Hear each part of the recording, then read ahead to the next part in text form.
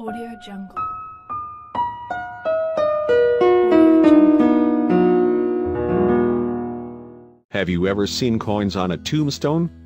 Dave Mulleinfant works at Holly, Michigan's National Military Cemetery.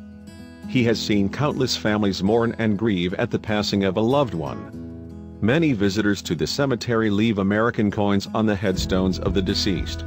Mulleinfant was intrigued, so he did some research to find out the meaning of this practice.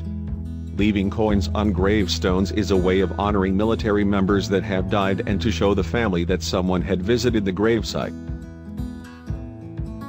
No one knows for sure how the tradition began, but it is a beautiful way to remember those who made sacrifices for the country. Some people think the gesture started to become popular during the Second World War. At first, it was just a way to pay respect to the fallen. As time passed, each coin adopted a special meaning of its own. If you just want to acknowledge and show respect to the dead, if you served alongside the soldier, you leave a dime and a quarter means that the person was present when that soldier was killed.